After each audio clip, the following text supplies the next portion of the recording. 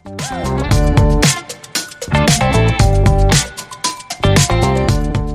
CA, LLB, DISA, 18 years in practice, regional council member and former secretary of NIRC of ICAI, CA संगम अग्रवाल। तो slash marking का concept इतना popular क्यों है specifically CA industry में? हाँ देखो एक्चुअली ये ना मिथ है, एक्चुअली बहुत बड़ा बताऊँ आपको। मैं आपको पहले दो बात बताता हूँ आपको।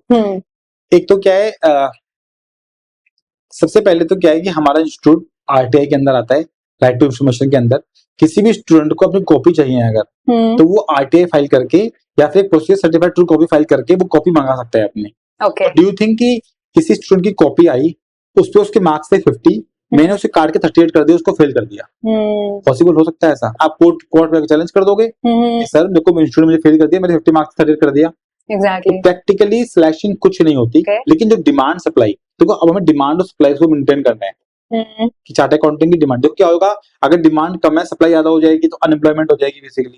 तो उसको मैच करने की डिमांड सप्लाई को जो हमारा इंस्टीट्यूट है, जो क्वेश्चन पेपर बनता है बेसिकली उस पर फोकस करता है कि वो इजी बनेगा या मॉडरेट बनेगा या वो हार्ड बनेगा बेसिकली। डिमांड सप्लाई को कंट्रोल करने के लिए नंबर्स के मैटर पे कोई नहीं कर सकता, बताऊं मैं आपको। इवन सुप्रीम कोर्ट ने भी बात बोली है कि जो आईसीआई का एग्जाम कंडक्टिंग का प्रोसेस है इट इज ए सुपीरियर। जितने बाकी और इंस्टीट्यूट है उनको आईसीआई के पास आना चाहिए और सीखना चाहिए कि आईसीआई कैसे एग्जाम कंडक्ट करता है। मैं आपको थोड़ा बताऊंगा ना तो आपको मतलब यू विल सरप्राइज टू सी कि ऐसा इंडिया में हो रहा है। फॉर एग्जांपल जितने भी सीए स्टूडेंट्स अपना पेपर लिखते हैं basically after writing their paper उनके सारे आंसर शीट की स्कैनिंग होती है सिस्टम में।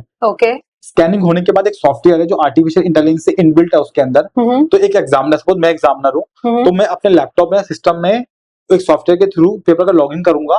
मेरे आईज के रेटिना को कैमरा कैच करेगा, ठीक है। उसके बाद मेरा पेपर ओपन होगा, उसके बाद में सिस्टम में उसकी चेकिंग करूंगा। कोई मैनुअल चेकिंग नहीं होती यहाँ पे और थ्रू सॉफ्टवेयर चेकिंग होती है, जिससे क्या है कि कोई भी क्वेश्चन अनमार्क नहीं रह सकता। सब पे मार्क्स देने, कोई क्वेश्चन अटेम्प्ट नहीं किया 0 मार्क्स देंगे और कोई क्वेश्चन अनचेक नहीं रह सकता बेसिकली।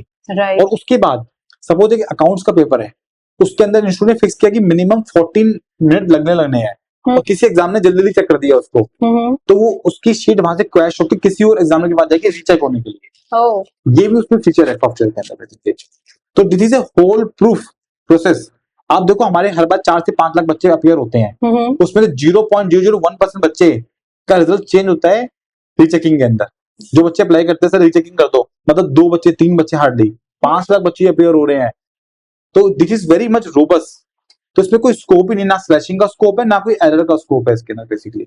आप क्या एक रीजन देखो, जैसे आप इतने लोगों से कनेक्टेड हो, स्टूडेंट्स भी हो गए, प्रोफेशनल्स हो गए, आपको क्या रीजन लगता है कि जनरली सीए स्टूडेंट्स के माइंड में ये कॉन्सेप्ट रहता है? क्योंकि ये इतना एविडेंट हम किसी और प्रोफेशन में नहीं सुनते हैं स्टूडेंट्स से। देखो क्या होता है, once I got fail I need some excuses कि मैं क्यों हुआ ऐसा। मैं तो पेपर बहुत अच्छा लिख के आया था, मेरे मार्क्स क्यों नहीं आए, मुझे क्यों फेल कर दिया गया बेसिकली। कोई ऐसा डिफरेंस आपको लगता है कि स्टूडेंट्स जिस तरह से एग्जाम्स देते हैं और आईसीआई की जो रिक्वायरमेंट है फॉर आंसर्स वो कहीं पर मैच नहीं हो रही और स्टूडेंट्स नहीं समझ पा रहे? बिल्कुल जरूर होता है ऐसा। 2-3 चीजें इसके अंदर। एक स्टेप बाय चेकिंग। हमारा इंस्टीट्यूट ना आपको स्टेप बाय स्टेप मार्क्स देता है। एक क्वेश्चन 20 मार्क्स का है, अगर उसके स्टेप्स के मार्क्स होंगे कि इस वाले स्टेप के हाफ मार्क्स हैं, इस वाले स्टेप के 1 मार्क्स है, इसके 2 मार्क्स है, इसके 3 मार्क्स है, इसके नोट लिखना है आपको एक्सप्लेनेशन, उसके 2 मार्क्स है, ऐसे स्टेप बाय स्टेप मार्क्स होते हैं। तो समटाइम क्या होता है कि हमने पूरा क्वेश्चन करा, हमने अगर सपोज करो इसमें एक वर्किंग नोट ऐड करना है कि आपको सीजीआर की कैलकुलेशन करनी है, वो वर्किंग नोट बना के करनी है। आपने वो कैलकुलेशन से कैलकुलेटर पे कर दी और सीधा नंबर लिख दिया आपने वो वर्किंग नहीं लिखी उसके अंदर, तब 2 मार्क्स तो गायब हो गए वहां से आप। ठीक है, ये हो गया। इसके अलावा कहते हैं बहुत सारे स्टूडेंट क्या करते हैं, स्टेप बाय स्टेप पे बहुत सारे स्टेप मिस कर देते हैं। एक तो उसका क्वेश्चन कंप्लीट नहीं करते, मतलब टोटल 6 क्वेश्चन है मेरी आपके, अगर उसमें 5 क्वेश्चन करने 20 मार्क्स का क्वेश्चन है तो 2 क्वेश्चन 3 क्वेश्चन करके आएंगे बेसिकली, पूरे 5 क्वेश्चन कंप्लीट नहीं कर पाएंगे। पास होने लायक तो अटेम्प्ट कर दिया, बाकी का रहने दो, फिर हो नहीं पाएगा ना उसके अंदर क्योंकि 20 में से 20 मार्क्स तो मिलने नहीं आपको क्वेश्चन के अंदर। तो it is always say that कि अगर 6 में से 5 क्वेश्चन करने हैं तो 5 क्वेश्चन को अटेम्प्ट करना बेटर देन 4 क्वेश्चन को करेक्टली करने से ज्यादा, जिससे कि स्टेप बाय स्टेप मार्क्स मिलेंगे आपको। तो आपके पास होने चांस ज्यादा है बेसिकली। जो स्टूडेंट 5 क्वेश्चन अटेम्प्ट करेगा चाहे कंप्लीट नहीं हुए उसके मार्क्स ज्यादा आएंगे, इंस्टेड ऑफ वो स्टूडेंट जो 4 क्वेश्चन करेगा उसके 4 क्वेश्चन बिल्कुल ठीक होंगे, उसके मार्क्स कम आएंगे आपके। तो इसलिए पेपर कंप्लीट करना बहुत जरूरी है। दूसरा टाइम मैनेजमेंट। अब क्या होता है देखो, यहाँ पे कोई कॉलेज तो है नहीं कि मल्टीपल टेस्ट हो रहे हैं आपके, सेमेस्टर 1, 2, 3 हो रहे हैं, हम्म। सीधा सीधा आपने सीए में एडमिशन लिया, यस 12 महीने तक एग्जाम होंगे, आप एग्जाम देने पहुंच गए, यस सरप्राइज आपके लिए क्या हो गया? सॉरी बेसिकली, क्योंकि आपने 12th तक एग्जाम दिए हैं, वहां पे आपको लिखने की बहुत हैबिट होती है, क्योंकि उससे पहले आपके यूनिट टेस्ट होते हैं आपके, और सेमेस्टर भी होते हैं, प्री बोर्ड भी होता है, बहुत सारी चीज चलती रहती है आपकी। उसके ठीक 12 महीने बाद एकदम से एग्जाम देने पहुंचे आप, आपको पूरा पेपर लिखना है 100 मार्क्स का, वो भी सीए का, फाउंडेशन का, और हैबिट ही नहीं है आपको लिखने की उसकी, तो हैबिट टूट गई आपकी, वो टाइम मैनेजमेंट नहीं हो पाया। तो वो स्टूडेंट जो सीए का एग्जाम लिख रहे हैं, मैं उनको एडवाइस करना चाहूंगा कि वो मॉक टेस्ट दें पहले, पेपर देने से पहले एक पेपर के कम से कम 5 बार पेपर दें, जो पहले पेपर आ चुके हैं उन्हीं को लिख के प्रैक्टिस करें टाइम मैनेजमेंट की, तो जिससे कि उनका कम से कम मैक्सिमम पेपर अटेम्प्ट हो पाए। एक रीजन और है शायरी इसके पीछे, क्योंकि बहुत सारे सीए स्टूडेंट ड्यूरिंग आर्टिकलशिप अपना एग्जाम देते हैं या फिर कहीं जॉब कर रहे होते हैं, तो सीए के कोर्स को फुल फ्लैश फोकस होकर नहीं कर रहे होते बेसिकली।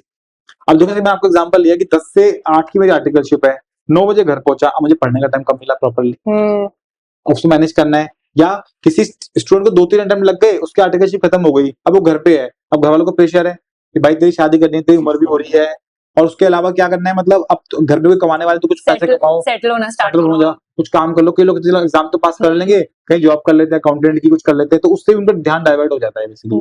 तो अगर 4 लाख स्टूडेंट अपियर हो रहे हैं, तो मान चलो 2-2.5 लाख स्टूडेंट जो बिल्कुल सीरियस होकर टाइम देते हैं, बाकी तो पूरा सीरियस होकर टाइम नहीं दे रहे होते, दे आर बिजी समवेयर, मतलब 2 दिन की स्टडी के लिए पेपर देने चले गए, उससे काम नहीं चलेगा, पूरा 3-4 महीने की सिस्टमेटिक स्टडी चाहिए आपको एग्जाम पास करने के लिए। Okay.